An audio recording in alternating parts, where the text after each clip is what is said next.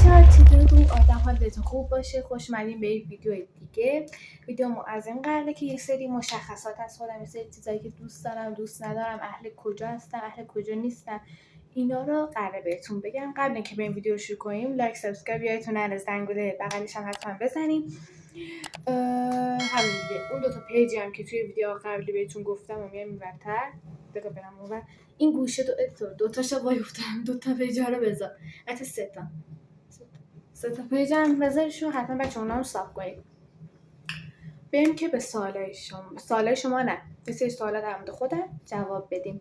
خودم حتی طراحی کردم، خودم نوشتم، گفتم شما خیلی کنجکاوین، شاید کنجکاو باشین ولی هیچ وقت نپرسیدین. Let's go. بچه من دارم پایین نشستم که راحت باشم. اول اینکه اسمم چیه؟ اسمم رها هستش. فامیلم رها رامین. اصالتم کجاییه؟ چهارمحال بختیاری. کجا بزرگ شدم؟ چهارمحال بختیاری توی شهر بروجن به دنیا اومدم. تاریخ تولدم 3 تیر 1193. 3 تیر 1193. سنم هم امسال رفتم توی 12 سالگی، یعنی فکر کنم 2 ماه پیش که تولدم بود. تولد نگرفتم، میخواستم براتون ولاگشو بگیرم ولی نگرفتم، ولاگشو براتون نگرفتم. دیگه امسال رفتم توی 12 سالگی. معمولا حسینم سر میره چیکار میکنم؟ بیشتر اوقات که نشستم، همین تختی که با سر میبینید نشستم روش خوابیدم. بیشتر فیلم میبینم،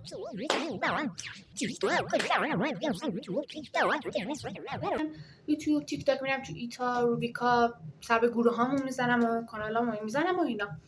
میرم کاررسی درست کنم، حسینم سر میره میرم چیز درست کنم و میخورم. شغل مورد علاقم بچه‌ها، شغل مورد علاقم یوتیوبیه. بلاگر باشم و بچه بلاگری هم خیلی دوست داشتم. از چند سال پیش بلاگری دوست داشتم، ولی شغلی که بتونم توش کار کنم، یه سری تو فیلم‌های چینی، کره، ژاپنی فیلم‌ها هستن که یه نفر کارمند شرکت خیلی بزرگی، حتی کارمند شرکت رو برید یه رشته دیگه بخونی که من اون رشته رو زیاد دوست ندارم و رشته‌ام بیشتر هنره. مثلا میتونم برم چیزایی که مربوط به هنره و اینا، مثلا میتونم برم طراح بشم، نقاشی بکشم، برم لباسش خودم بدوزم. ولی اینم بهتون میگم که نقاشی من خیلی خوبه. اینا خانواده میگن الان یه سری نقاشی‌ها من میارم نشونتون میدم. قبل اینکه نشونتون بدم هم دیگه بچه‌ها، من دوستم یه رشته باشه مربوط به هنر، چیزی که خودم دوست دارم. فعلا شغلی که دوست دارم معلوم نیست. مثلا خیلی هم میگن که رشته تو هنر انتخاب کن، مثلا نقاشی بکشی باید بری از اون لباس بدوزی. همینجوری خیاطی میشه، طراحی میشه. ولی اول شغلی که دوستم یوتیوبریه، دومی شغلی که دوست دارم همین ما یا هنر و اینا. فعلا شغلی که خودم دوست داشته باشم معلوم نشده. خب بچه‌ها میخوام نقاشیمو نشونتون میدم. بعد یه چیز دیگه که شاید ذهنتون رو درگیر کرده باشه، نفسم نمیاد بوده کردم، اینه که آدم اگه میشه شغلی دوست نداشته باشه. گفتم که شغلی باشه که مربوط به هنر این چیزا باشه. دفتر نقاشی که خودم همش کشیدم، هیچ کس نگرفتم. بچه‌ها این نقاشی رو نگاه کردم، مثلا بیشتر نقاشی‌ها نگاه کردم. این چیز خاصی نیست، پنجره است، امضا معلممونه. اینا چسبوندم چون توی دفتر دیگه کشیدم. چجوریه؟ آره اینجوریه. خودم هم دوستش دارم. اینا بد نیست، بدک نیست. بچه همه اینا تو کتاب فارسیمون بیشتر مثلا کشیدم، بعضیشون تو کتاب چیشون میگن باقی کتابا کشیدم و نگاه کردم. شاید یادم هم نیست یاد. اینه بچه‌ها اینجوریه. دستاشو بد کشیدم، دستاش درست شده بود. من یکم دستاش رو اینجوری نور نیست، یکم دستاش چاقه بود. تا اینو تو مدرسه کشیدم همه دوستان گفتن واو رها چقدر خوشگله، چقدر تو هنر داری. نکشی موزوموی Hayes padarim borgam. چقدر خوشگله. اینجوری میگن بعد خودتون بشید ما برعکس. کم کم داریم میرسیم به نقاشی‌های جالب. اینا رو بچه‌ها همشو خودم کشیدم و بدون کمکی. وای نقاشی بعد بچه‌ها کرکو پرتون میریزه. 1 2 3. بچه‌ها چقدر خوشگله. بچه‌ها اینا موقعی که عید بود فکر کنم مدرسه تعطیل شده بودن تو امسال. نکنی اینا خیلی بچه‌ها زحمت کشیدن. هنری می‌کردم، گفتم من نمیتونم اینا بکشم، من اینا نمیتونم بکشم. تونستم. وای اینا خیلی خوشگله. من اینو کشیدم، مثلا جا نبودم اصفهان بودم، اینو کشیدم. بعد واقعا میشه تقریبا یه ماه بعدش اینا رنگ کردم، کمتر از یه ماه بعدش. میدم برشون معلوم باشه اینجوری کشیدم. خب بچه‌ها بریم توی این یکی دفترم که متأسفانه ترک شده. این نقاشی‌ها همونجوری قسم سرت، اون موقعی که نقاشی زیاد نمی‌فهمیدم همونجوری کشیدم. بچه‌ها یه بار دیگه میگم همه‌شو بدون کمک دیگران کشیدم. وای بچه‌ها چقدر کیوته. چون خیلی ناناسیه، دوستش دارم.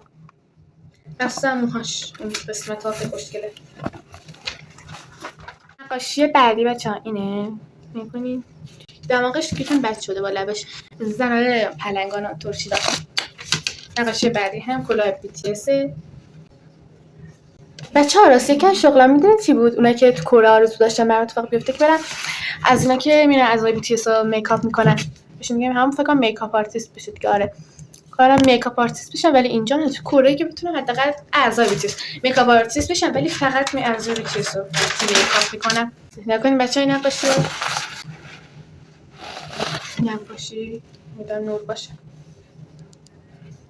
نقاشی بعدش هم اینجوریه. نقاشی بعدی بچه‌ها این نقاشی رو مثلا سر اون نقاشی سال 9 بودا. اون معلمون که یکی داد یکی دیگه هم داد پشت سرش. چون جانشون می‌خواستن پاستر بکشن توی این کشیده. بشقابش لیوانش یادم رفت.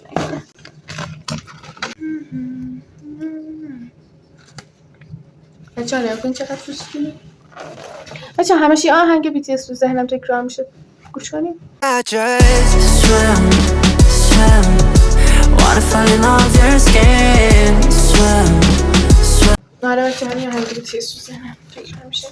چه تاریکه اینقدر. بچه‌ها چرا اینجا تاریکه؟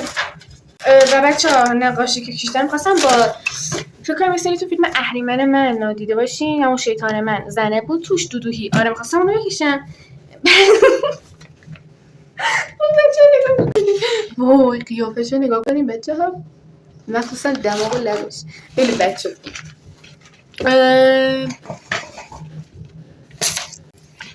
سوال بعدی به چی علاقه داری؟